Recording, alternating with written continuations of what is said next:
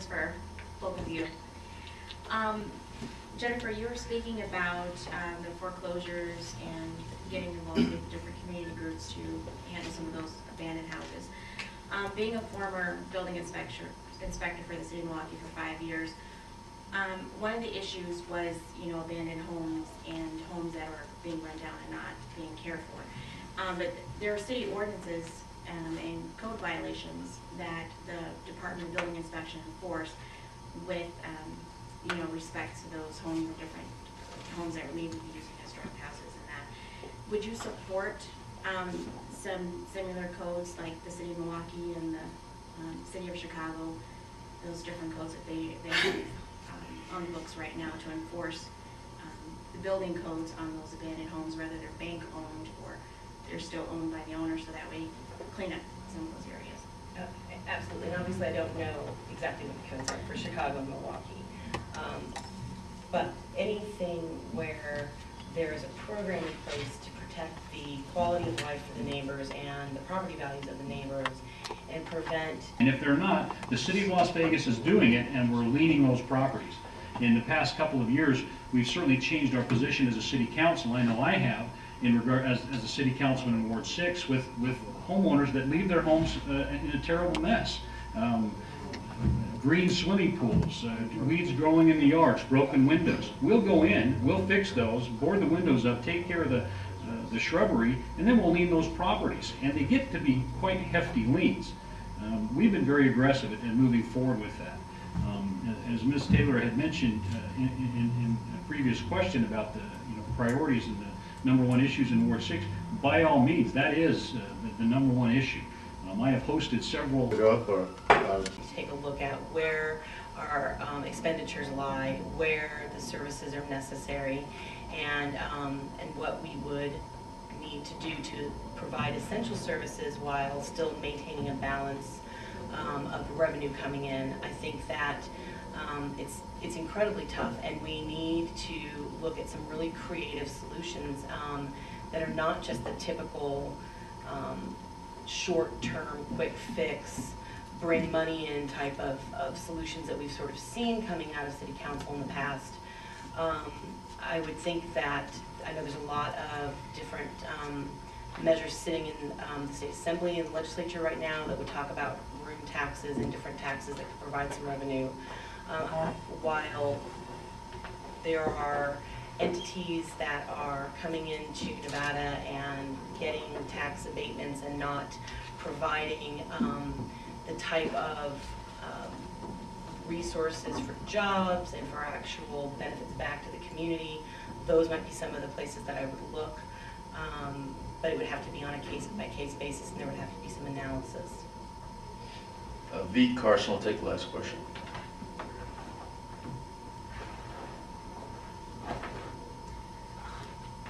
My question is to both of you. In Ward 6, I have talked to some people in Ward 6 who have actually lived there and bought homes there or chose to rent there because of the area. It's a pretty decent, nice area. And one of the things that I heard from some people that lived in that area was that some of the real estate agents or the home owners were actually renting to pimps and, allowing, pimps on several occasions to rent some of the homes in that area, and they were, having these kind of activities, and something that, the neighbors obviously didn't want going on because they moved to get away from that kind of thing. What will you do if you're elected to support the community and the residents that are living there if they have those kinds of problems? Because a lot of times it's reported and nothing's done. So what will you be able to do to help eliminate some of those things that happen? Who first? You go first. I'll go first. Can I have the addresses? Actually, the problem was taken care of for a little while, but doesn't mean that it's not going to happen again, because it's happened several times. One thing I have not tolerated in Ward 6 in my term as city councilman is any kind of illegal activity such as that. We talked about drug homes earlier and drug houses, absolutely intolerable. All I need is an address. Like I said earlier, I work very closely with Metro to target those homes, to find out who's doing what where, and getting them out of our neighborhoods. that's a big priority. Public safety has always been my #1 priority. It was my first campaign, and it is, again, this campaign, coupled with the foreclosure issues that our neighborhoods are facing today. One of the things I think we need to look at in addition is strengthening, working with, again, the state and other governmental entities to strengthen our HOA programs and to strengthen things like the state ombudsman office. Because that's an enforcement program that neighbors can use to try to resolve issues and to try to hold homeowners accountable for the acts of their tenants. From a civil side, there's two aspects to it. There's criminal and there's civil.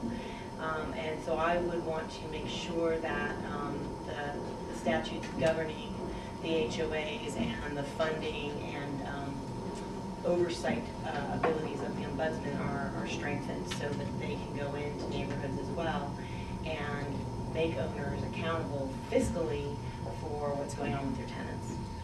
One quick question for you about HOA. I've noticed that a lot of times HOA has a tendency to focus on trash cans and trash. And in the particular neighborhood that I'm talking about, they were more concerned with that than they were the activities that went on for several months.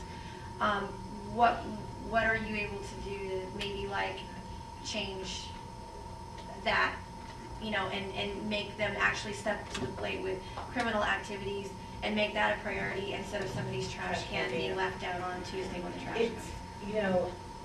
Any governmental body, and an HOA is a governmental body, is only as good as the people who sit on it. And just like with any municipal body, city council, county commission, those governmental officials need to be accountable to the citizens. And so the citizens that live in an individual little entity like an HOA, just like the citizens who live in the city, need to be stepping up and holding their board members to the fire for why they're focusing on pedantic, petty violations as opposed to bigger problems that exist in the community. It's a problem because, again, citizens tend to be apathetic. I've seen this trying to do neighborhood zoning issues and fight those kinds of issues. You get a lot of, what's the point? It's all already a fixed deal. And you find that in every microcosm of government, and you find that in with HOAs and the citizens who live in a subdivision. So all I can say to you is, I agree with you. Nothing is more frustrating than when you've got a bigger problem like a house that's just covered in weeds, and you get a notice personally because your trash can was out for an extra hour.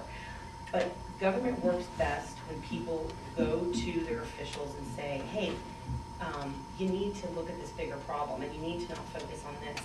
And I would love to be able to work with the HOAs and the neighborhood associations to better educate them, because I'm very familiar with those laws, and to better educate the other citizens so that they know what their HOAs are supposed to be looking at and what they can do to push their HOAs to enforce bigger issues, not only petty issues. Can I respond to that real quick?